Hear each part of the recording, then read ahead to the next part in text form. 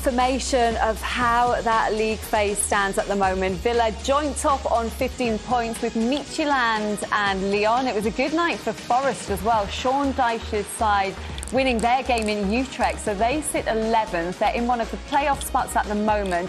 So are Celtic, just despite losing it tonight, they're in that last playoff spot in 24th. But for Rangers, it's done really for them. They've got 1 point, still yet to win in the competition after what's been a really bad campaign. So looking very good for Aston Villa, and absolutely crucial, Mikel, when you can skip those 2 extra games in the new year when they're in the position that they are in the Premier League. Yeah, 100%. It's massive for them. Obviously, you can see how much Nottingham Forest is struggling with the amount of games you get. So if you can skip the playoff games, yes. The playoff games, then obviously you've got less games to play. Your players can stay fresher. So it just helps them out in the run in the Premier League. And when you get to that point as well, we all know that Unai Emery is an absolute specialist. He's won this competition four times already. How will that filter through to the players, that experience and that history he has? I mean so much, because when he arrived at Villa, I think early on he said he wants the club to play in Europe every season. And they are there, right? So they played Champions League last season, now Europa League. He's in the best course on getting them back into the Champions League. And that way, if you do that year after year, it becomes normality, and the players will not argue about having 2 games a week. So this is, massive. As a Villa fan, this is the best time to be a Villa fan, really. And when I watch them, I think, I really enjoy this. Not just the results, but also the way they play. Sometimes they wait patiently. Often they go through the middle. It's really, really exciting to watch, and look at the players they've got, and every year they get better and better. And winning just by 1 goal as well. Is that exciting for the Villa fans, the fact that they're on this incredible run, Mikel, but they're actually not playing at their top level, really, are they? It's not exciting. The fans are not going to be excited by it, but the fans are going to be buzzing. They've got levels to go to, though. The fans are going to be buzzing. Do you know why? Because how they started at the beginning of the season, they couldn't even score a goal. So now they're scoring and they're winning games. They're doing well. It's 8 unbeaten. So at the beginning of the season, they'll probably want more goals, but now they're going to take it. And end of the day, you can, like you just said, they've got levels to raise, and the fans can see that. So they are going to be very exciting. And like we're saying, right now, they've just built themselves up to a great position of where they are, where they're very likely not going to have a playoff game. And they've got a manager who's won it the most. And they've got a player with the quality of Youri Tielemans as well, who's back fit now, Thomas, because he did miss a chunk of games, didn't he, in September and October. Just how key has his return been for them?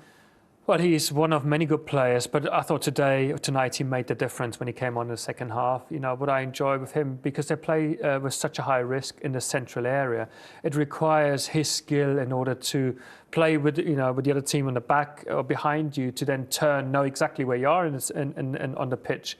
That's what he does so well. Of course, he also has the ability to go up front and score a winning goal. So he has everything. Of course, we talked about Boubacar Kamara. He had a quieter game when he came on today, but his overall skill is equally as good. But you see here the finisher, and Mikel, he said it, at the moment the ball was squared by Buendia, you could tell he's going to score, or at least he hits the target. And this is what great players are doing. At least they hit the target. And unfortunately it went in, and he made the difference after a good first half performance, and that's why I think Villa deserved to win. Is the temptation there just to hit it rather than place it? Yeah, 100%. A lot of people will fall into that situation. They'll think, I'm just going to smash this because it's the end of the box, at the edge of the box. But what you don't realise is a nice little placement where he's bent it around the defence, so the keeper can't really see. Like, you saw the keeper just leave his arm out because he was like, it's already in. But you have to give Buendia a shout out as well, because that turn, that touch, hold off the player, and then the perfect set for Tielemans to run on into it and bend it into the bottom corner was quality. You're too young. He doesn't know that I would be the player who would, strike it as hard as possible. But you obviously don't know that that's good. It's the third assist as well for Buendia to go with all the goals he's been scoring for them. He just keeps stepping up in key moments for them this season. Yeah, he scored winning goals against Spurs, against obviously Arsenal at the weekend. And again, he's just another top quality player that you need when you talk about being in Europe every year. It's not about having one or two good strikers, a couple of good defenders. This is a depth of the squad, and Buendia plays into that. You know, he just, whenever he plays, he lifts the team up. Tonight, you know, he gave the assist to the goal. Maybe at the weekend he's going to score again. So he's just another very, very good player in the squad. And let's have a look at how they took the lead in that first half as well, through Evan Guessant. His goal in the Europa League this season, Mikel. Yeah, to be fair, there was a lot of mistakes by Basel right now, and it managed to ricochet to him perfectly. And I think even the strike was quite lucky. I think everything was just made for him to get this goal. The touch was away from him, but a nice little swivel turn, get it on target, and goes to the bottom corner. And obviously, we spoke about the keeper. Like, the ball's gone up, he's holding his chest, doesn't put himself back into the right position. He goes down, still holding his chest. So he was kind of a bit all over the place. What did you think of his overall performance? They spent a lot of money on him in the summer. Is he looking like he's going to be good enough for Villa in terms of being able to play a key role in the Premier League? I think I've talked really, highly about a lot of players so far. He wouldn't be in that same category right now, but they can afford to give him that time to really settle in. As you just said, they spent, I think, 25 million on him. He is not at the same level as Buendia maybe or Tielemans, Kamara, but give him time and he'll get there. Unfortunately, we talked about Jadon Sancho. It was another opportunity, a missed opportunity. We've seen him play at the highest level in deciding games tonight. It was just, he wasn't there, and that's a shame. But with Guessant, I'm pretty optimistic. He'll play more games and influence in those games. And the one downside tonight was the goal that they conceded through Dan Luiz. We know Unai Emery is a perfectionist. He's going to want to improve on this, and the goalkeeper Basel as well better. Well, you can always say he's got Emi Martinez, in the next game he's going to be in there. But Basel, when you see he's coming out, and you need a keeper with confidence who's stretching his arms and his legs out to do the maximum to prevent this ball from going in. And he doesn't. He almost looks a bit frightened. And this is what you don't need. So I know it's a very good ball in from Shaqiri and a good finish, but the keeper in this case should have done better. Is it just a reminder of how hugely Emi Martinez is for them? Bearing in mind, he nearly went in the summer. He came up with a massive save in that win against Arsenal at the weekend. He's just absolutely crucial for them. It's massive. It's always good to have a keeper. It's always have a good 11, a good 21, 22 players. It's just being able to have that trust in you. And obviously, Emi Martinez being in goal, he is crazy enough to want to throw himself in front of his body. He doesn't mind getting hurt. He will take it in his face, and that's what you need in goal. You need to be fearless. Like, that's why people say keepers are quite crazy. But the fact that they will be diving and throwing their body in front of things which other people wouldn't. And Basel didn't do that. OK, well, we're going to hear now from the match winner for Villa. Youri Tielemans is with Danny Jameson. Youri, congratulations. How pleased are you to come away tonight with the victory? Very pleased. It's a tough place to come to play. Pitch was not the best, and I think you could see it in our game. It wasn't as fluent as what we can be. I think we could have done better in certain phases of the game, but to come home and go home with a win is really good. You got off to a really good start, and a goal from Evan Guessant, a second one in the Europa League. He's had a little bit of a tough start in front of goal to his Villa career. How pleased were you to see him get another one tonight? Yeah, very pleased, obviously, for him and some of the other players who can get goals and be in those positions to score goals. It's massive for us. Obviously, you watched the first half from the bench. When you come on at half-time, it took 8 minutes, I think, before you put that one in the bottom corner. Incredible composure. What's going through your head when the ball drops to you right on the edge of the box? Nothing really. Just try and hit it on target. The space was there for me to shoot it at the first post. So yeah, I tried to place it, keep it as low as possible for the goalkeeper. And obviously, first half, the first goal they conceded as well, it was on that side. So I thought if I put it that side, it may help because he had a bit of an injury, I saw. But yeah, it's everything together. It's another goal from outside the box for Villa this season. Do you think there's a reason for why you're getting so many from that style of play? I'm not sure. Maybe, yeah, teams are dropping deeper sometimes, and to have that kind of space at the edge of the box, I quite like that. So some of the other players have a good shot in their feet as well. So we have to carry on and hopefully score many goals from outside and inside the box. It takes you to 15 points from 18 for the Europa League. I believe that guarantees at least a playoff spot.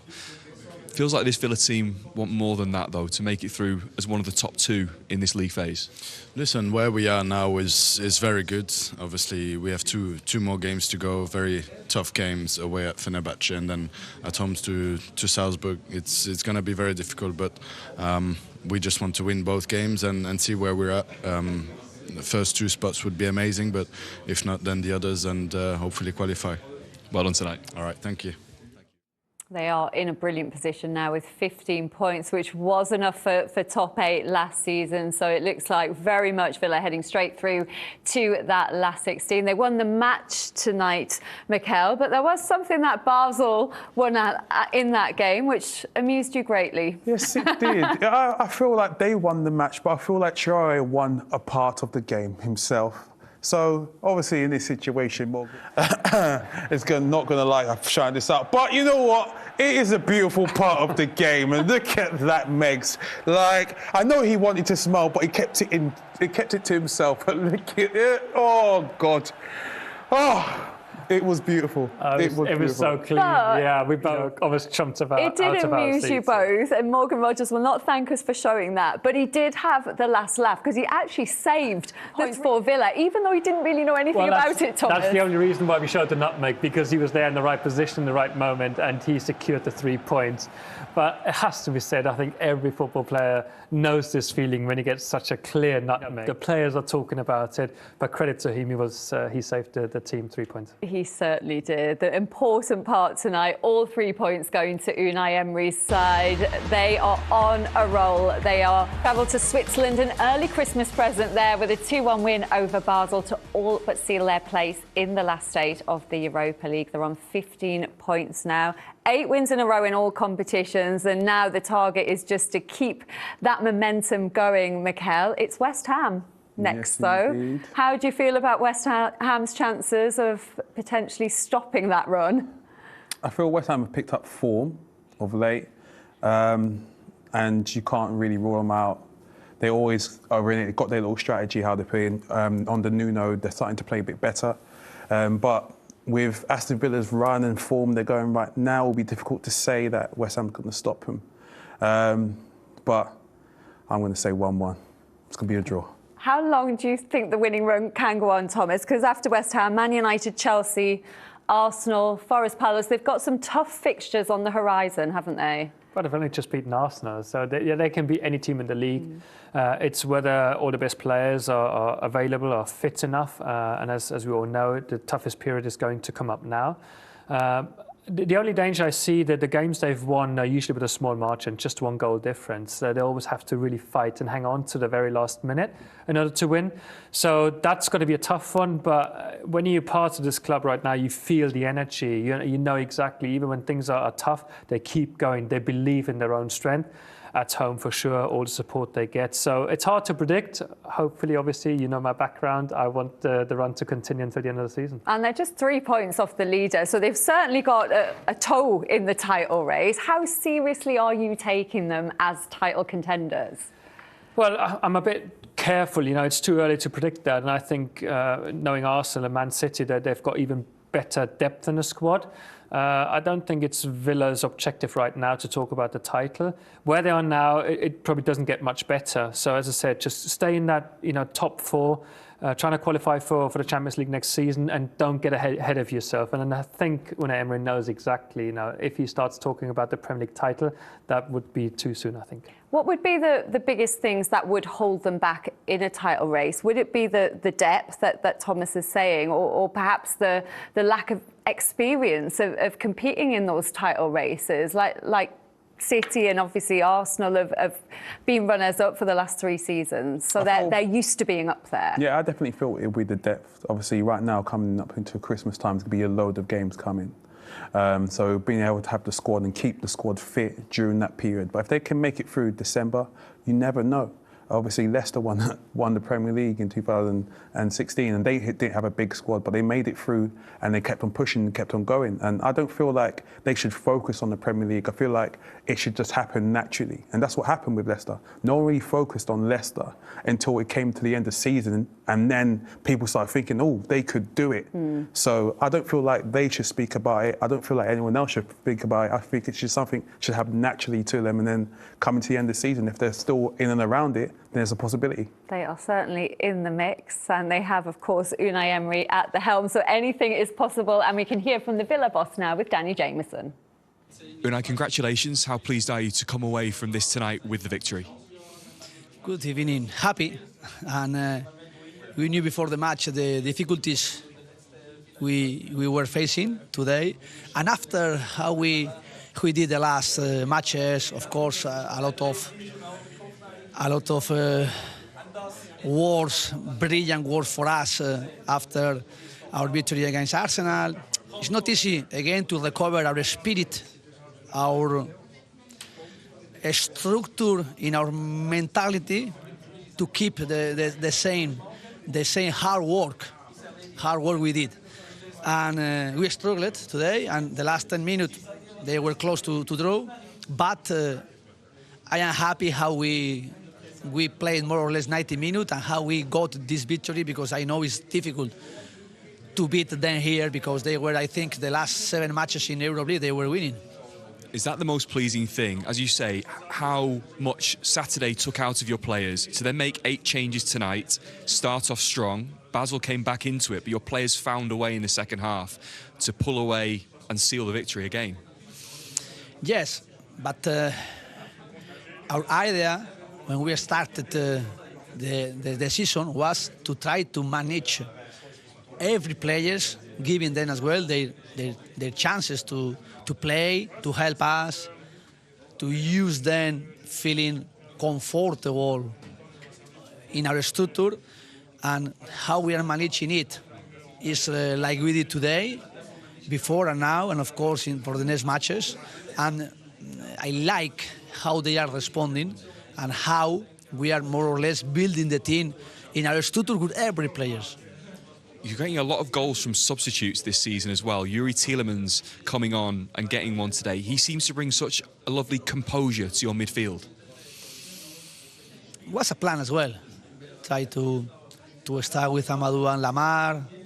Of course, the last matches we needed Sust, the midfielders, because they needed help physically and with the fresh legs. And with Youri today and a camera after as well, I manage it. And of course, Youri, he can get the opponent box and score like he did shooting. And another player as well, when they were being impact, and they were as well playing like Watkins, like Morgan, like John McGinn, Youri. Of course, we needed then trying to use those minutes as well, doing the task they needed in that moment was more or less be compact, more defense than offense, and of course get duels, because today, the last 50 minutes, they were pushing a lot and they were fighting in the duels we had, and we needed our players fighting like they did. We're talking about their chances in a title race. Is he their biggest weapon? Of course, yeah. I said before the game, you know, he's transformed the club. His attitude, his work ethic, he's the best role model for anyone at the club. And I'm sure the players, they'll be thinking, going away from this game, another long video session tomorrow. He goes into the detail. And it's not always easy, I guess, working under him. But the results, you know, that's what matters. And as a player, you think, I'm getting better. You know, the place is buzzing. Everybody's enjoying themselves. And that's why, yeah, he is the weapon. He will keep driving them forward. It was a good night for Unai Emery. Aston Villa just keep on winning. 8 victories in a row across all competitions. Unai Emery's men are becoming one of Europe's most informed sides. And their latest triumph, a 2-1 win away at Basel in the Europa League, showed not only their momentum but their impressive squad depth. Let's break down Villa's latest European statement. Unai Emery rotated heavily after last weekend's dramatic win over Premier League leaders Arsenal. 8 changes, with only Ezri Konsa, Matty Cash, and Amadou Onana keeping their spots. But Villa looked sharp from the start, and it didn't take long for their summer signing Evan Gesson to make an impact. In the first half, Gesson struck his second goal for Villa since arriving from Nice. A composed finish, clinical and confident, putting Villa ahead and silencing the Basel crowd, one that included Swiss sporting icon Roger Federer. But Basel struck back before the break. Former Liverpool and Stoke midfielder Xherdan Shaqiri produced a clever free-kick routine, and Flavius Daniluk flicked the ball home to level the match. At 1-1, the game was wide open, and Villa knew they'd need one more moment of quality to maintain their perfect European run. Once again, that moment came from the bench. After Daniel Malan's decisive strike against Brighton and Wendy's last-gasp winner against Arsenal, this time it was Youri Tielemans who stepped up. In the second half, the Belgian midfielder latched onto a perfectly weighted pass from Emi Buendia and curled a brilliant strike from the edge of the box. His first club goal since May, and another match winner for Villa's growing highlight reel. From there, Villa showed maturity, controlling the pace, managing the game, and seeing out the win. Emiliano Martinez was rested. Big names like Watkins and McGinn played only small roles, yet Villa still looked composed and in control. That speaks volumes about Emery's squad depth and the collective confidence powering their season. They've now collected 15 points from 6 Europa League games and are firmly on course for the last 16. With Fenerbahce away and Salzburg at home still to come, another win could seal automatic progression. Villa have now won 14 of their last 16 matches, a staggering turnaround after failing to win any of their opening 6. From early season struggles to one of Europe's best performing sides, this is Emery's winning machine in full motion. Another game, another win, and another decisive contribution from the bench. Aston Villa's 2-1 victory over Basel keeps the European campaign rolling and highlights the depth, resilience, and confidence of a side transforming into genuine contenders. Stay tuned to SportLab for continued analysis as Villa push toward the Europa League knockout stages and continue their incredible run across all competitions.